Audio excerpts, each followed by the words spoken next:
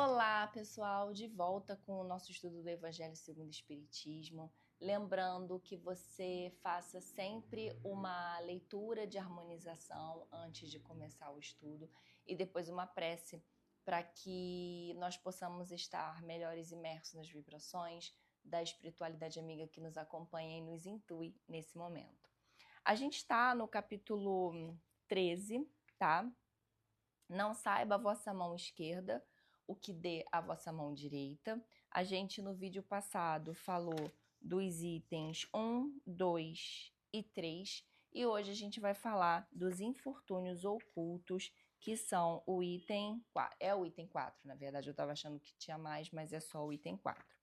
Gente, esse capítulo, tá? Ele é bem curtinho, como né, eu acabei de falar, ele é só o item 4 e ele fala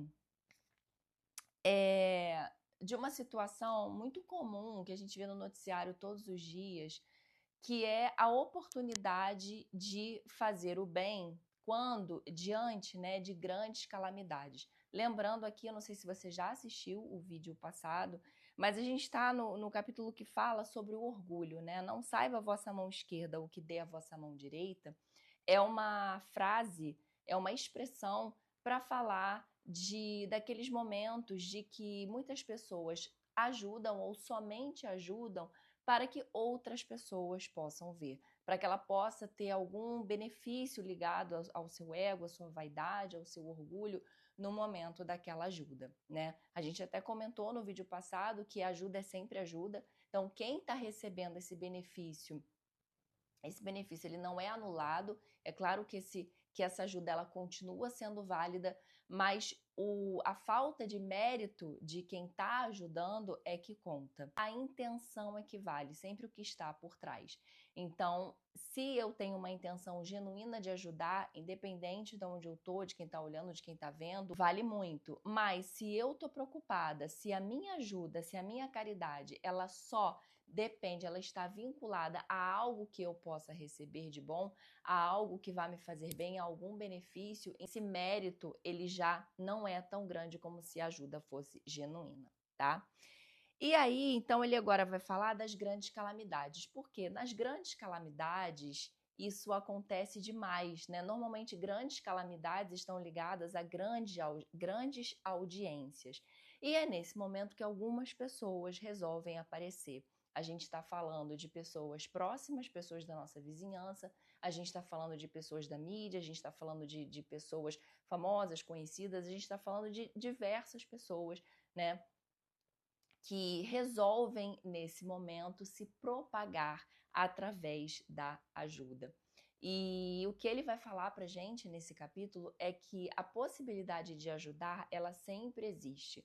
Outro dia, eu passando no Instagram, eu vi alguém falando assim, não negue um bom dia para alguém, não deixe de falar bom dia para alguém, não negue um sorriso, não negue uma gentileza para uma pessoa, porque você não sabe como está sendo o dia dessa pessoa. E às vezes é o seu bom dia, às vezes é o seu sorriso que vai fazer diferença, né? Então a gente pensa que às vezes ajudar é fazer muito, dar grandes somas de dinheiro. Inclusive tem pessoas que falam, eu não posso ajudar porque eu não tenho dinheiro, eu não posso dar R$ 1 que seja e tá tudo bem. A ajuda, ela é muito vasta, a forma de ajudar, ela é muito vasta. E ela vai desde um bom dia, ela vai desde um sorriso, ela vai desde você parar para ouvir alguém até algo mais, até algo maior, né?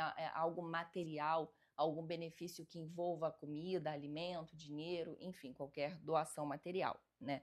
Mas aí o que ele vai falar pra gente nos infortúnios ocultos é que muitas vezes existe essa chance de ajudar alguém dentro da nossa casa e nós não ajudamos. E nós vamos achar mais fácil ajudar alguém lá fora, porque lá fora aquilo vai aparecer. Lá fora alguém vai ver que eu estou ajudando. Então ele fala assim, ó: nas grandes calamidades, a caridade se emociona e observam-se impulsos generosos no sentido de reparar os desastres. No entanto, a par desses desastres gerais, há milhares de desastres particulares que passam despercebidos, os dos que jazem sobre um grabato sem se queixarem. Esses infortúnios discretos e ocultos são os que a verdadeira generosidade sabe descobrir, sem esperar que peçam assistência. Então, aqui ele ainda está falando de uma pessoa que sequer pede ajuda, né? Porque nas grandes calamidades, a primeira coisa que acontece é alguém já botar um número de telefone para ajudar, alguém já se prontificar a receber doações num determinado lugar para ajudar nessa concentração, para ajudar nessa doação. Alguém já dá um número de um Pix, de uma conta corrente para depositar o dinheiro, enfim. São várias ajudas, várias formas de ajudar que começam a aparecer, mas porque está muito ostensivo, né? Aquela necessidade, ela está muito gritante.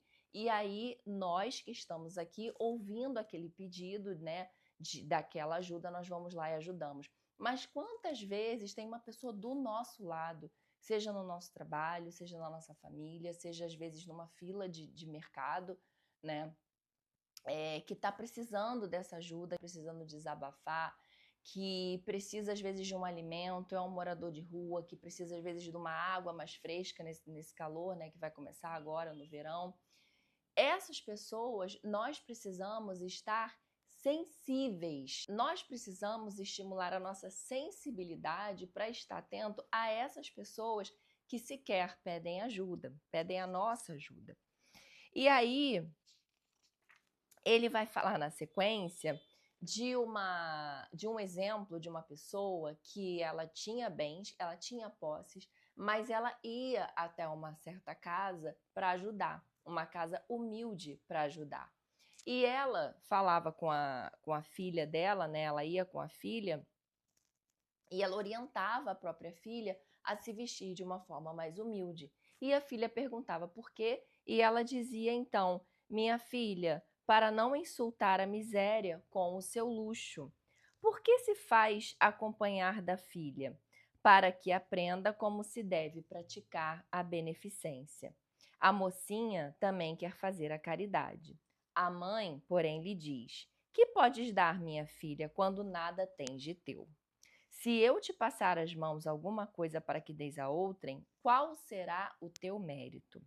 Nesse caso, em realidade, serei eu quem faz a caridade. E que merecimento terias nisso? Não seria justo.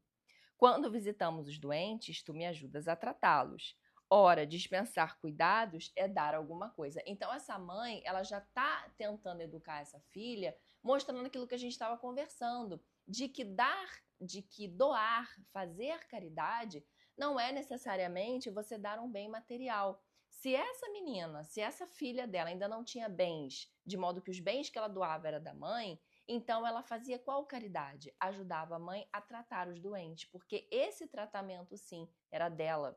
Esse ato que ela fazia era dela.